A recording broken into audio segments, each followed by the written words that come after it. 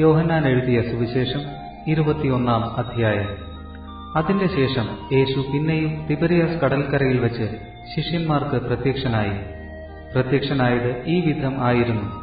ശിമോൻ പത്രോസും ദിദിമോസ് എന്ന തോമാസും ഗലീലയിലുള്ള കാനയിലെ നഥനയേലും സെബദി മക്കളും അവന്റെ ശിഷ്യന്മാരിൽ വേറെ 2 പേരും ഒരുമിച്ച് കൂടിയിരുന്നു. ശിമോൻ പത്രോസ് അവരോട്, ഞാൻ മീൻ പിടിപ്പാൻ പോകുന്നു എന്ന് പറഞ്ഞു. ഞങ്ങളും പോരുന്നു എന്ന് അവർ പറഞ്ഞു. അവർ പുറപ്പെട്ട് പടക് കയറിപ്പോയി. ആ രാത്രിയിൽ ഒന്നും പിടിച്ചില്ല. പുലർച്ചെ ആയപ്പോൾ യേശു കരയിൽ നിന്നിരുന്നു. യേശു ആകുന്നു എന്ന് ശിഷ്യന്മാർ അറിഞ്ഞില്ല. യേശു അവരോട്, കുഞ്ഞുങ്ങളെ, കൂട്ടുവാൻ വല്ലതുമുണ്ടോ എന്ന് ചോദിച്ചു. ഇല്ല എന്ന് അവർ ഉത്തരം പറഞ്ഞു.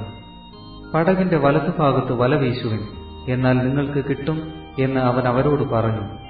അവർ വീശി മീനിന്റെ പെരുപ്പം ഹേതുവായി അത് വലിപ്പാൻ കഴിഞ്ഞില്ല. യേശു സ്നേഹിച്ച ശിഷ്യൻ പത്രോസിനോട്, അത് കർത്താവാകുന്നു എന്ന് പറഞ്ഞു. കർത്താവാകുന്നു എന്ന് ശിമോൻ പത്രോസ് കേട്ടിട്ട് താൻ നഗ്നനാകിയാൽ അങ്കി അരയിൽ ചുറ്റി കടലിൽ ചാടി. ശേഷം ശിഷ്യന്മാർ കരയിൽ നിന്ന് ഏകദേശം 200 മുഴത്തിലധികം ദൂരത്തല്ലായികയാൽ മീൻ നിറഞ്ഞ വല ഇഴച്ചും കൊണ്ട് ചെറിയ പടകിൽ വന്നു. കരയ്ക്ക് ഇറങ്ങിയപ്പോൾ അവർ തീക്കനലും അതിന്മേൽ മീൻ വെച്ചിരിക്കുന്നതും അപ്പവും കണ്ടു. യേശു അവരോട്, ഇപ്പോൾ പിടിച്ച മീൻ ചിലത് കൊണ്ടുവരുവിൻ എന്ന് പറഞ്ഞു. ശിമോൻ പത്രോസ് കയറി 153 വലിയ മീൻ നിറഞ്ഞ വല കരയ്ക്ക് വലിച്ചു കയറ്റി. അത്ര വളരെ ഉണ്ടായിരുന്നിട്ടും വല കീറിയില്ല. യേശു അവരോട്, വന്നു പ്രാതൽ കഴിച്ചുകൊള്ളുവിൻ എന്ന് പറഞ്ഞു. കർത്താവാകുന്നു എന്നറിഞ്ഞിട്ട് ശിഷ്യന്മാരിൽ ഒരുത്തനും നീ ആർ എന്ന് അവനോട് ചോദിപ്പാൻ തുനിഞ്ഞില്ല. യേശു വന്ന് അപ്പം എടുത്ത് അവർക്ക് കൊടുത്തു. മീനും അങ്ങനെ തന്നെ. യേശു മരിച്ചവരിൽ നിന്ന് ഉയർത്തെഴുന്നേറ്റ ശേഷം ഇങ്ങനെ 3-ാം പ്രാവശ്യം ശിഷ്യന്മാർക്ക് പ്രത്യക്ഷനായി. അവർ പ്രാതൽ കഴിച്ച ശേഷം യേശു ശിമോൻ പത്രോസിനോട്, യോഹന്നാന്റെ മകനായ ശിമോനെ, നീ ഇവരിൽ അധികമായി എന്നെ സ്നേഹിക്കുന്നുവോ എന്ന് ചോദിച്ചു. അതിന് അവൻ, ഉവ്വ് കർത്താവേ, എനിക്ക് നിന്നോട് പ്രിയമുണ്ട് എന്ന് നീ അറിയുന്നുവല്ലോ എന്ന് പറഞ്ഞു. എന്റെ കുഞ്ഞാടുകളെ മേയ്ക്ക എന്ന് അവൻ അവനോട് പറഞ്ഞു. രണ്ടാമതും അവനോട്, യോഹന്നാന്റെ മകനായ ശിമോനെ, നീ എന്നെ സ്നേഹിക്കുന്നുവോ എന്ന് ചോദിച്ചു. അതിന് അവൻ, ഉവ്വ് കർത്താവേ, എനിക്ക് നിന്നോട് പ്രിയമുണ്ട് എന്ന് നീ അറിയുന്നുവല്ലോ എന്ന് പറഞ്ഞു. എന്റെ ആടുകളെ പാലിക്ക എന്ന് അവൻ അവനോട് പറഞ്ഞു.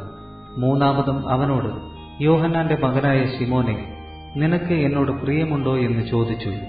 എന്നോട് പ്രിയമുണ്ടോ എന്ന് മൂന്നാമതും ചോദിക്കയാൽ പത്രോസ് ദുഃഖിച്ചു. കർത്താവേ, നീ സകലവും അറിയുന്നു, എനിക്ക് നിന്നോട് പ്രിയമുണ്ട് എന്നും നീ അറിയുന്നു എന്ന് അവനോട് പറഞ്ഞു. യേശു അവനോട്, എന്റെ ആടുകളെ മേയ്ക്ക. ആമേൻ ആമേൻ, ഞാൻ നിന്നോട് പറയുന്നു, നീ യൗവനക്കാരനായിരുന്നപ്പോൾ നീ തന്നെ അരകെട്ടി ഇഷ്ടമുള്ളയിടത്ത് നടന്നു. വയസ്സനായ ശേഷമോ നീ കൈ നീട്ടുകയും മറ്റൊരുത്തൻ നിന്റെ അരകെട്ടി നിനക്ക് ഇഷ്ടമില്ലാത്ത ഇടത്തേക്ക് നിന്നെ കൊണ്ടുപോവുകയും ചെയ്യും എന്ന് പറഞ്ഞു. അതിനാൽ അവൻ ഇന്നവിധം മരണം കൊണ്ട് ദൈവത്തെ മഹത്വപ്പെടുത്തും എന്ന് അവൻ സൂചിപ്പിച്ചു. ഇത് പറഞ്ഞിട്ട്, എന്നെ അനുഗമിക്ക എന്ന് അവനോട് പറഞ്ഞു. പത്രോസ് തിരിഞ്ഞ് യേശു സ്നേഹിച്ച ശിഷ്യൻ പിൻചെല്ലുന്നത് കണ്ടു. അത്താഴത്തിൽ അവന്റെ നെഞ്ചോട് ചാഞ്ഞുകൊണ്ട്, കർത്താവെ, നിന്നെ കാണിച്ചു കൊടുക്കുന്നവൻ ആർ എന്ന് ചോദിച്ചത് ഇവൻ തന്നെ.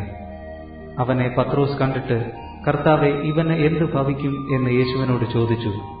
യേശു അവനോട്, ഞാൻ വരുവോളം ഇവൻ ഇരിക്കണമെന്ന് എനിക്ക് ഇഷ്ടമുണ്ടെങ്കിൽ അത് നിനക്ക് എന്ത്? നീ എന്നെ അനുഗമിക്ക എന്ന് പറഞ്ഞു. ആകയാൽ ആ ശിഷ്യൻ മരിക്കയില്ല എന്നൊരു ശ്രുതി സഹോദരന്മാരുടെ ഇടയിൽ പരന്നു. യേശുവോ, അവൻ മരിക്കയില്ല എന്നല്ല, ഞാൻ വരുവോളം ഇവൻ ഇരിക്കണം എന്ന് എനിക്ക് ഇഷ്ടമുണ്ടെങ്കിൽ അത് നിനക്ക് എന്ത് എന്നത്രേ അവനോട് പറഞ്ഞത്. ഈ ശിഷ്യൻ ഇതിനെക്കുറിച്ച് സാക്ഷ്യം പറയുന്നവനും ഇത് എഴുതിയവനും ആകുന്നു. അവന്റെ സാക്ഷ്യം സത്യം എന്ന് ഞങ്ങൾ അറിയുന്നു. യേശു ചെയ്തത് മറ്റു പലതുമുണ്ട്. അത് ഓരോന്നായി എഴുതിയാൽ എഴുതിയ പുസ്തകങ്ങൾ ലോകത്തിൽ തന്നെയും ഒതുങ്ങുകയില്ല എന്ന് ഞാൻ നിരൂപിക്കുന്നു.